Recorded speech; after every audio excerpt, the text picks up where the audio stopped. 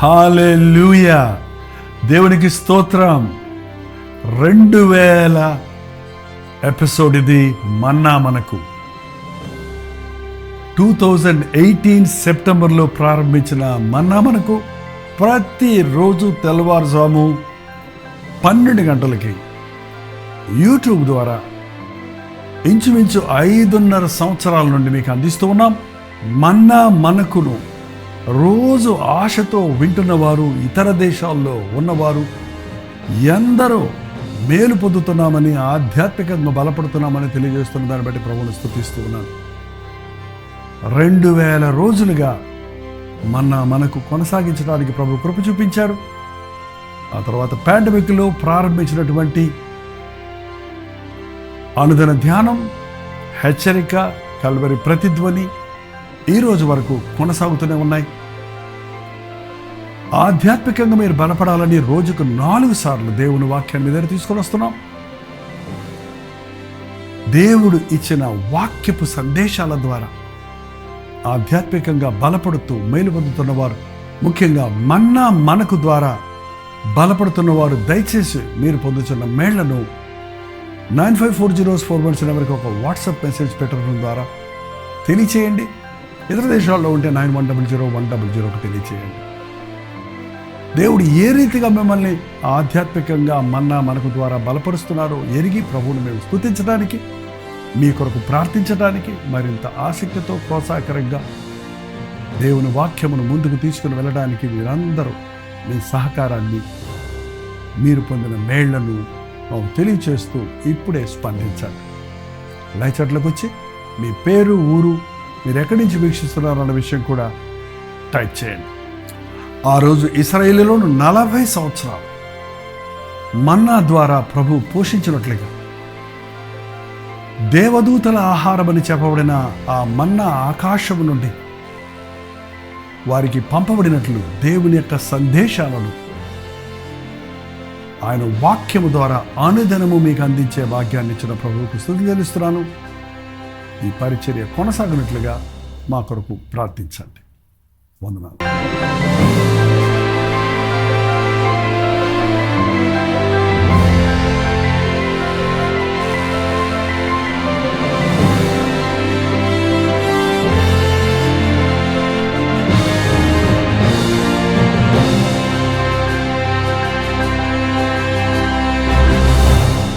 ఒక మనిషి ఈ లోకంలో ఎక్కువ సమయం గడిపేది ఎక్కడో చెప్పండి చూద్దాం.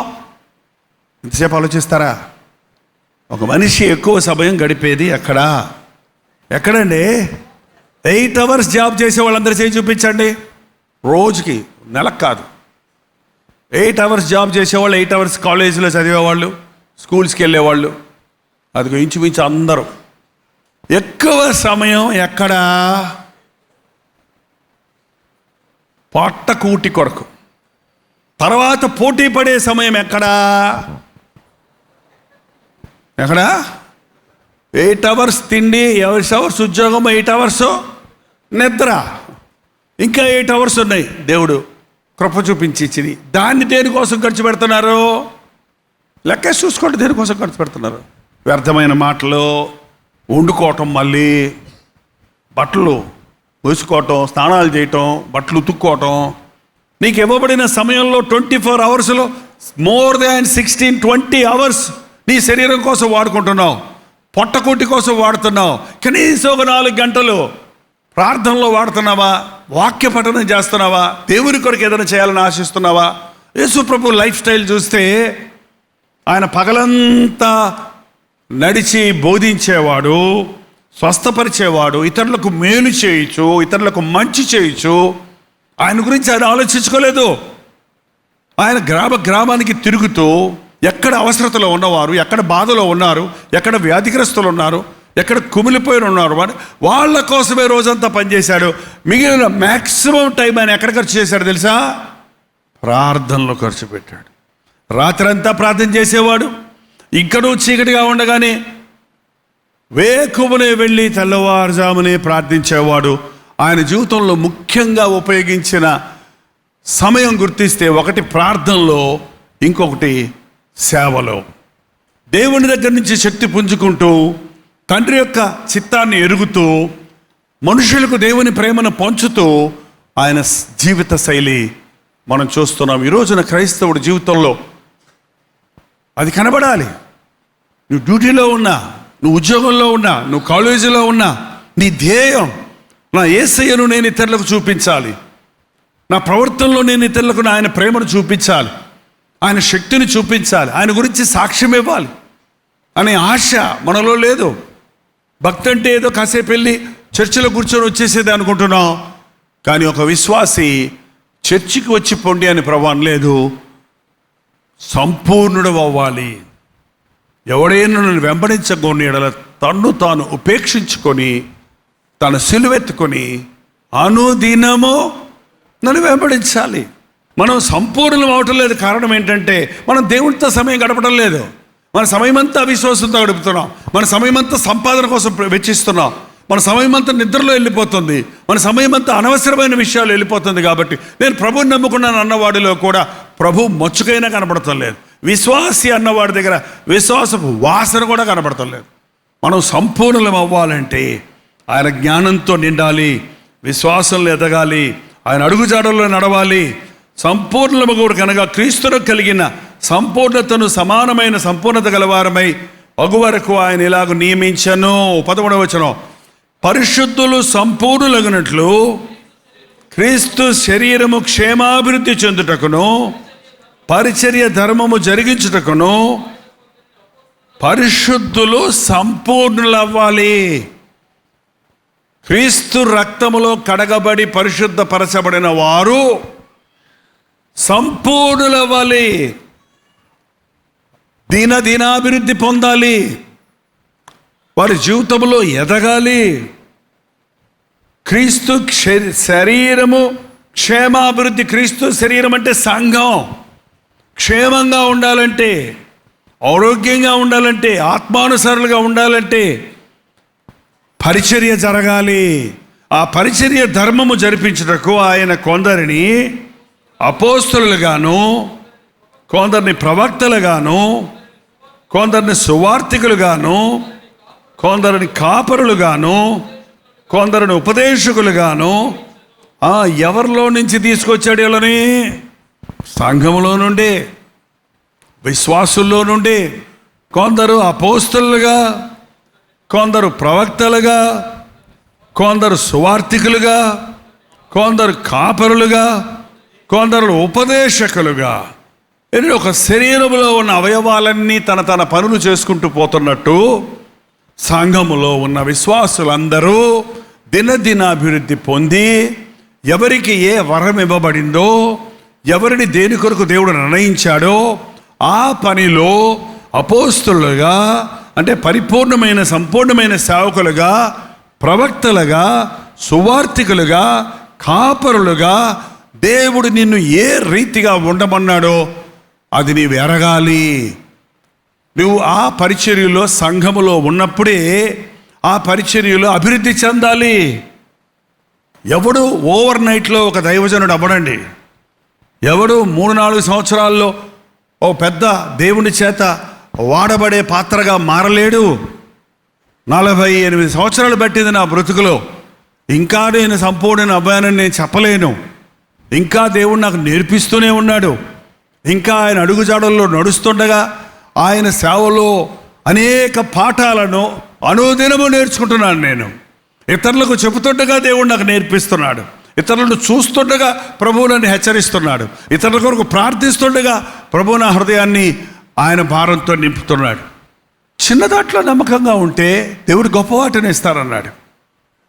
మ్యూజిక్ నేర్చుకోవాలనుకునేవాడు ఒక గిటార్ కొనిచ్చేస్తే రెండో రోజు ఆ వాయించేస్తాడా చెప్పండి చూద్దాం.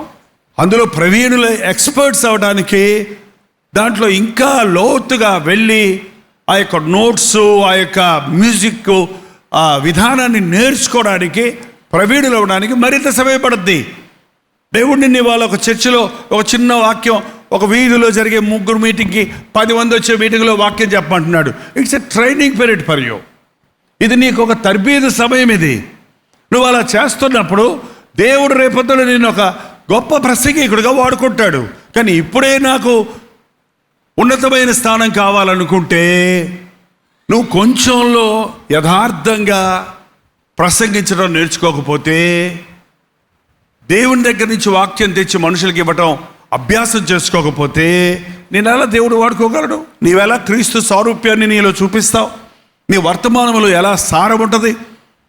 ఈ సంఘంలో ఉన్న మీరు ప్రతి ఒక్కరూ ప్రసంగికులైతే ప్రసంగాల్లో, పాటలైతే పాటలు. ఏంటంటే పాటలు పాడాలంటే రాగం కాదు కావాల్సింది, గొంతు కాదు కావాల్సింది, దేవుడికి కావాల్సింది నీ హృదయం, మీ సిద్ధపాటు. దేవుడిచ్చిన తలాంతుల్ని సంఘమంతా కలిసి వాడాలి. ఒక్క పాస్టర్ గారు కాదు, 4 పెద్దలు కాదు, కొంతమంది బైబిల్ స్టూడెంట్స్ కాదు, సంఘమంతా మనమందరం కలిసి పరిచర్య ధర్మం జరిపించాలంటే అందరము కలిసి ప్రార్థనా పరులు ప్రార్థన చేయాలి, పనులు చేసేవాళ్ళు పనులు చేయాలి, ప్రసంగాలు చేసేవాళ్ళు ప్రసంగాలు చేయాలి, వాయిద్యాలు వాయించేవాళ్ళు వాయిద్యాలు వాయించాలి. ఇప్పుడు మీడియా వచ్చిన తర్వాత వీడియోస్ తీసేవాళ్ళు వీడియో తీయాలి. అందరూ కలిసి చేసినప్పుడే సంపూర్తి అవుతుంది పరిచర్య. సంఘములు సోమరులు ఉండరు. సోమరివాడు దేవునికి పనికిరాడు. సంఘములో అన్ఫిట్ అనేవాడు ఎవడు లేడు.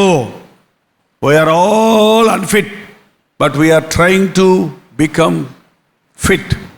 మనం అందరం అయోగ్యులమే, కానీ యోగ్యులముగా ఉండటానికి దేవుని చేతుల్లో తీర్చిదిద్దబడుతున్నామన్నది మన మనసులో ఉండాలి. నేను పనికిరాను అనే మాట మన నోట ఉండకూడదు.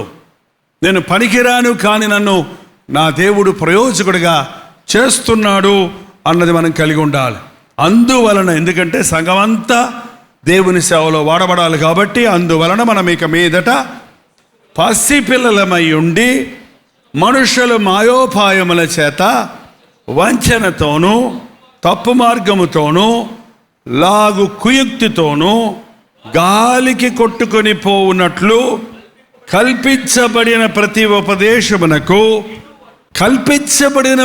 ఉపదేశమునకు ఇటు అటు కొట్టుకొని పోవారమైనట్లుండగా, నిన్ను శ్రద్ధ తీసుకుని కాపరి నిన్ను గద్దించిన, నిన్ను హెచ్చరించిన, నీ మేలు కోరి నిన్ను నాటి వేరు నావతగా నాటబడి కిందికి వేరు తన్ని పైకి ఫలించాలని నువ్వు నిలబడి దేవుని ఆశీర్వాదాలు చూడాలని దేవుడు నిన్ను ఒక స్థలంలో నాటితే, ఒక సంఘంలో నిలబెడితే సంఘాలు మారిపోయే వాళ్ళు ఆధ్యాత్మికంగా బలపడరండి.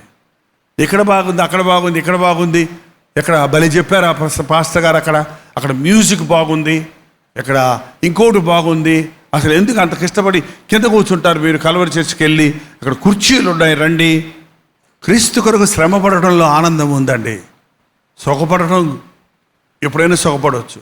మనం పోయే పరలోకంలో సుఖమే తప్ప కష్టం లేదు. ఒకసారి కష్టపడతాను ప్రభా నీ కోసం అంటే అక్కడ కుదరదు, అవకాశమే ఉండదు. ఎక్కడ శ్రమ అనుభవిస్తే అక్కడ మనం సుఖం అనుభవిస్తాం అనేది బైబిల్లో చూస్తున్నాం. క్రీస్తు కొరకు ఆయన అడుగు జాడల్లో నడిచేవాడు. ఆయన క్రీస్తు శ్రమపడి తన అడుగు జాడలు మనకు విడిచిపెట్టి వెళ్ళాడు. అది మనం నేర్చుకునే రోజు ధన్యులవుతాం. అందువల్ల మనం ఏమైనా పసిపిల్లలుగా ఉండకుండా కల్పించబడిన ప్రతి ఉపదేశము, రకరకాల ప్రసంగాలు. ఇవాళ మీరు ఏ చర్చికి వెళ్ళక్కర్లేదు, ఇంటర్నెట్ ఓపెన్ చేస్తే, యూట్యూబ్ ఓపెన్ చేస్తే రకరకాల ప్రసంగాలు, విమర్శలు, ప్రతి విమర్శలు ఏంటండి, అవన్నీ వింట కూర్చున్నావంటే, అవన్నీ పోగు చేసుకున్నావంటే చివరికి నీ బ్రతుకులో ఆధ్యాత్మిక ఎదుగుదల ఉండదు. కానీ ఒక మనిషిని నిలబెట్టి ఒంటి నిండా క్వశ్చన్ మార్కులు వేసి నిలబెడితే ఎట్లుంటాడో చెప్పండి, అట్లా ఉంటుంది బతుకు. అదేంటి ఇదేంటి, ఏది నిజం, ఏది సత్యం, ఏది అబద్ధం, అన్ని అనుమానాలు, ప్రశ్నలే. కల్పించబడిన ప్రతి ఉపదేశాన్ని చెవులు వేసుకుంటే గందరగోళం అయిపోద్ది నీ మనసు. మనం ఏం చేయాలట? ఉండక ప్రేమ కలిగి సత్యము చెప్పుచు క్రీస్తువులే ఉండుటకు. మనం అలా ఉండొద్దండి. ఎలా ఉండాలి? ప్రేమతో, సత్యముతో. ప్రేమ సత్యం కలిసి ఉండలేవు. ప్రేమ పూనిలే అంటది, సత్యం స్ట్రిక్ట్గా ఉంటుంది. కానీ యేసుక్రీస్తులో అవి రెండు మిళితమైనవి. ఆయన పెదవుల మీద దయారసం ఉంది. ఆయన సత్యమైన దేవుడు, అదే సమయంలో ప్రేమ పూర్ణుడు.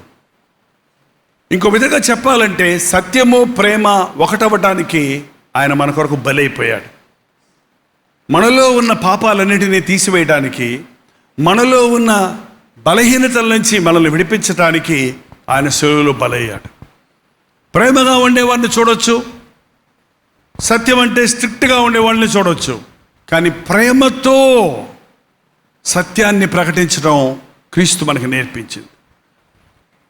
వేషధారులారా అని పరిచయులు అన్నప్పుడు ప్రభు ముఖంలో కోపం లేదు, ప్రభు వారిని శపించడం లేదు. ప్రభు హృదయంలో ప్రేమ ఉంది. అయ్యో అయ్యో అయ్యో వేషధారులారా, మీరు నశించిపోతారే, మీరు ధర్మశాస్త్రం ఎరిగిన వారే, మీరు యూదులే, మీరు ఏర్పరచబడిన వారే, మీ బ్రతుకును సరి చేసుకోండి అనే ప్రేమతో గద్దించాడు. ఏంటంటే నాకు కొంతమంది దైవజనులు తెలుసు. నా బ్రతుకు, నా జీవితంలో నేను కూడా అటువంటి అనుభవాలు అనేక సార్లు నేను అనుభవించాను. ఒక మనిషిని పాపాన్ని ఖండిస్తున్నప్పుడు, ఒక మనిషిని గద్దిస్తున్నప్పుడు కన్నీళ్లతో గద్దించటం, హృదయంలో ప్రేమతో గద్దించడం అనేది యేసు ప్రభు మనకి నేర్పించిన పాఠం. నీ బిడ్డలు నువ్వు గద్దించాల్సి వచ్చినా, నీ భార్యతో నువ్వు దిద్దాల్సి వచ్చినా, నీ భర్తను నువ్వు సరిచేయాల్సి వచ్చినా, నీ జీవితంలో ప్రేమ సారంగా ఉండాలి. ప్రేమ లేనివాడు క్రైస్తవుడు కాడు. నువ్వు ప్రేమ లేకుండా ఎన్ని చేసినా అది సున్నా అని పౌలు అన్నాడు. యేసుక్రీస్తు మనకు నేర్పించిన మొదటి పాఠమే ప్రతి క్రైస్తవుడు కలిగి ఉండవలసిన మినిమం క్వాలిటీ ఏంటంటే క్రీస్తు ప్రేమతో నింపబడి ఉండాలి. ఆ ప్రేమ ఎలాంటిదంటే కొరింథీయులకు రాసిన పత్రిక 13వ అధ్యాయం మళ్ళీ చదవండి. చదవటం కాదు, మనసులో పెట్టుకోండి ఆ వాక్యాన్ని. అటువంటి ప్రేమ నాకు ఉందా? అలాంటి ప్రేమలో నేను నడుస్తున్నానా? అలాంటి ప్రేమ నీలో ఉన్నప్పుడు సత్యము దుర్నీతి అందు సంతోషించక సత్యమునందు సంతోషిస్తుంది. ఆ ప్రేమ ప్రేమ కలిగి సత్యము చెప్పుచు క్రీస్తు వలె ఉండుటకు మనం అన్ని విషయములలో ఎదిగితిమియా ఎదుగుదుము. పుట్టిన బిడ్డ ఎదగాలి. పుట్టిన తర్వాత ఏం చేయాలి? బిడ్డ ఏమవ్వాలి? ఇప్పుడు ముద్దుగా ఉంది కాబట్టి ఎప్పుడు ఇట్టగే ఉంటే ఇట్లా గాడించుకుందాం అనుకుంటే కుదురుద్దా? రోజు రోజు రోజు రోజు రోజు రోజు రోజు రోజు ఏమవ్వాలి? ఎదగాలి. ఎంతవరకు ఎదగాలి? ఎంతవరకు ఎదుగుతామండి మనం? మీకేమన్నా తెలుసా? 18 years, మ్యాక్సిమం 21 years వరకు హైట్ ఎదుగుతారు. ఇంకంతేనా? సరిపోయిందా? తర్వాత ఎందులో ఎదగాలి?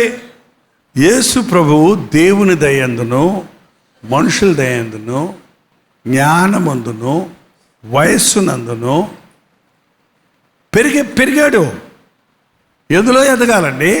శరీరం ఎదిగితే సరిపోదు, జ్ఞానములో ఎదగాలి, దేవుని దయలో ఎదగాలి, మనుషుల దయలో ఎదగాలి. మనుషులు ఏమనుకుంటాడు? నేను దేవుడి ముందు సరిగా ఉన్నాను అంటారు కొంతమంది. దేవుడితో సరిగా ఉండేవాడు తప్పకుండా మనుషులతో సరిగా ఉంటాడు. తల్లిదండ్రుల్ని గణపరచకుండా నేను దేవుడిని ప్రార్థిస్తున్నానంటే ఎవరు నమ్ముతాడు నీ భక్తి? నువ్వు దేవుడి యందు భయభక్తులు కలిగి ఉన్నప్పుడు నీ అధికారులకు లోపడతావు, నీ పని నమ్మకంగా చేస్తావు, నీ మనస్సాక్షిని కాపాడుకుంటావు. మనుషులు నిన్ను మెచ్చుకుంటారు, నీలో ఉన్న గొప్పతనాన్ని గుర్తిస్తారు, ప్రత్యేకతను గుర్తిస్తారు. గుర్తించినప్పుడు నీ దేవునికి మహిమ కలుగుతుంది. మన వయసులో పెరిగే కొలది బుద్ధి జ్ఞానాల్లో పెరగాలి. చిన్నపిల్లలకి అక్కడ నిప్పు కాలుతుంది, ఎర్రగుందని పాక్కుంటే వెళ్ళి అందులో ఏలు చేయబెడతారు. అది పెడితే కాలుతుందని వాళ్ళకి తెలియదు. ఆ తర్వాత బోర్ని ఏడుస్తారు. కానీ నువ్వు పెద్దవాడు అయిన తర్వాత నువ్వు అందులో చెయ్యి పెట్టవు. కారణం అది పెడితే కాలుతుందని నీకు తెలుసు. తెలియక పాపాలు చేసేవాళ్ళు ఎంతోమంది ఉన్నారు, సరదా అనుకొని.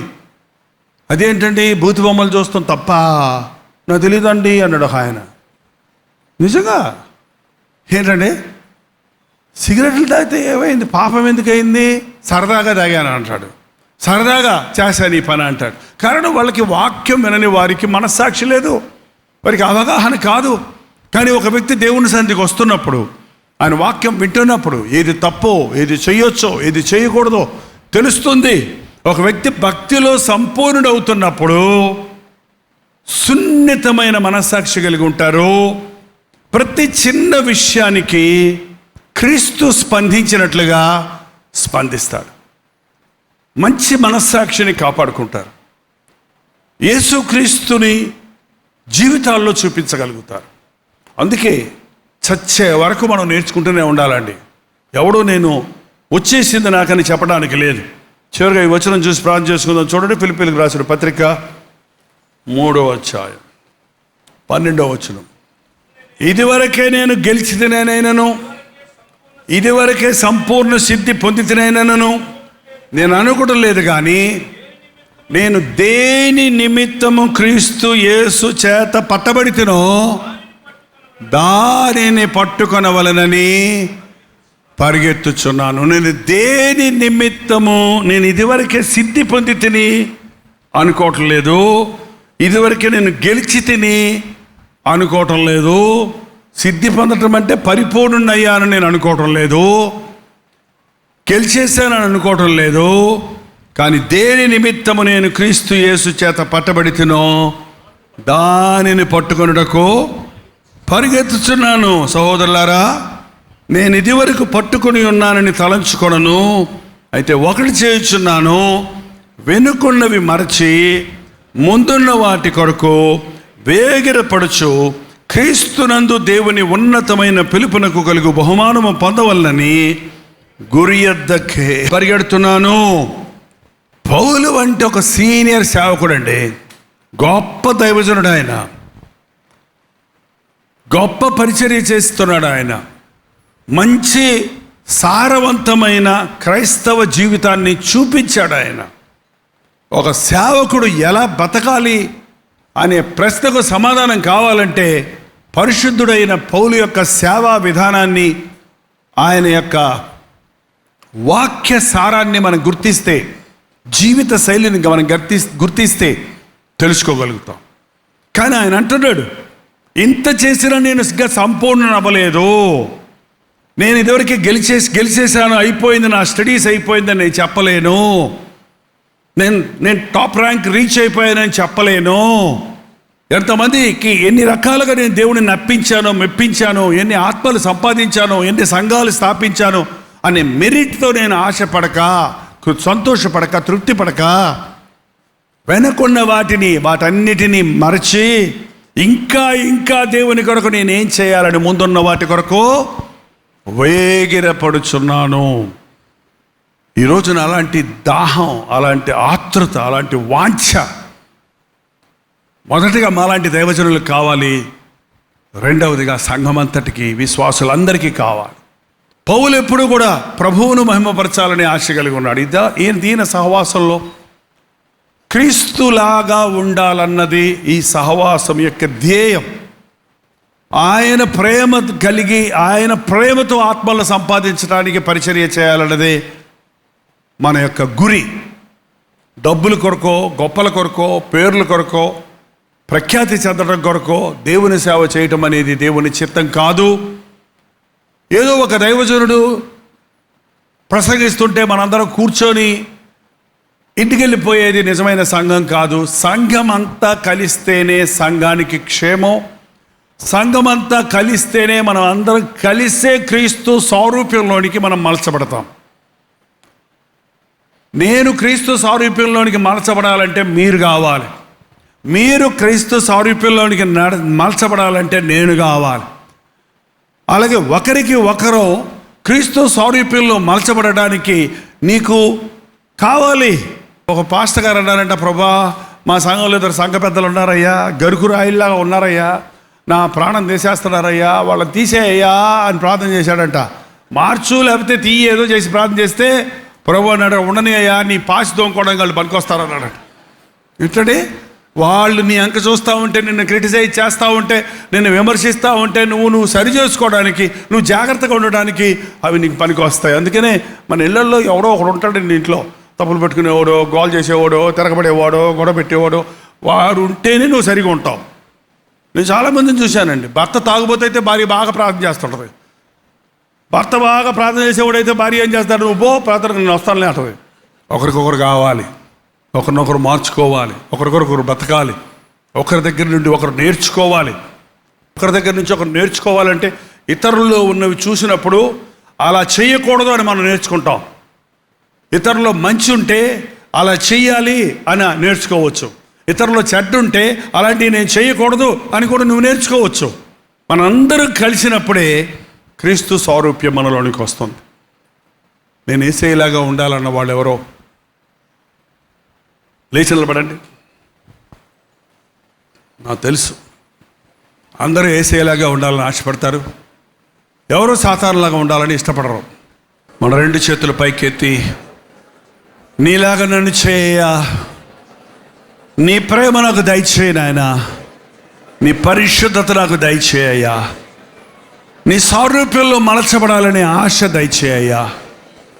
ఆచార క్రైస్తవుడుగా నీవు ఉన్నావేమో, వచ్చి కూర్చొని పోయే వ్యక్తిగా ఉన్నావేమో, ప్రభు దగ్గరకు వచ్చినప్పుడల్లా, ఆయన మందిరంలో మనందరం ఏకమైనప్పుడల్లా పరిశుద్ధాత్ముడు మన మధ్య సంచరిస్తున్నాడని, మనల్ని పవిత్రపరుస్తున్నాడని, మనల్ని రూపుదిద్దుతున్నాడని, మనల్ని క్రీస్తు సారూప్యంలోనికి మలుచుచున్నాడని జ్ఞాపకం చేసుకుందాం. అస్థిరమైన భక్తిలోకి వద్దయ్యా. ఎప్పుడో ఏదో చేశారని వెనుకున్న వాటిని గురించి అతిశయపడే జీవితం నాకు వద్దయ్యా. వెనుకున్న వాటిని మరచి ముందున్న వాటి కొరకు వేగరపడడానికి సహాయం చేయి తండ్రి. ఏవి లాభాలు అవి నష్టముగా ఎంచుకొని గురి వద్దకు పరిగెత్తడానికి సహాయం చేయి. ఇంకా నేనేసేలాగా మారాలి మారాలి మారాలి. నా మాటలు, నా ఆలోచనలు, నా క్రియలు, నా స్వభావము, నా నడత యేసులాగా ఉండాలి అని ఆశ దయచేయని ప్రార్థన చేద్దాం. ప్రతి ఒక్కరు నోరు తెరిచి ప్రార్థన చేద్దాం. 2 చేతులు పైకెత్తి, పరిశుద్ధుడా, ప్రేమగల తండ్రి, మరొకసారి నీ పాదముల దగ్గర కూడి వచ్చి నీ వాక్యాన్ని ధ్యానిస్తుండగా మా హృదయాలలో మంట పుట్టించిన ఆయన, దేని నిమిత్తమై నేను క్రీస్తు యేసు చేత పట్టబడితునో దానిని పట్టుకొనుటకు ప్రయాసపడుతున్నానన్న పౌలు వలె మా బ్రతుకుల్లో క్రీస్తు సారూప్యంలో మలచబడడానికే దేవుడు నన్ను కోరుకున్నాడు. ఆయన రాజ్య వారసుడిగా ఉండడానికే దేవుడు నన్ను ఏర్పరచుకున్నాడు. ఆయన నామాన్ని మహిమపరచడం కొరకే నన్ను ఆయన రక్షించుకున్నాడని మేము ఒక్కొక్కరము గుర్తించి ఇలా ఏకంగా సమాజంగా కూడినప్పుడు మేమందరము కలిసి ఏకత్వాన్ని పొందడానికి సహాయం చేయం. ఎవరికి ఏ వరం ఉందో, ఎవరికి ఏ తలాంత్ ఉందో, ఎవరి పట్ల నీకే ఉద్దేశాలు ఉన్నాయో ఎరిగి మేమందరము కలిసి నీ రాజ్యాన్ని కట్టడానికి, నీ నామాన్ని మహిమపరచడానికి సహాయం ఇచ్చాయని ఆయన యేసుక్రీస్తు నామములో అడుగుచున్నాము తండ్రి, ఆమేన్.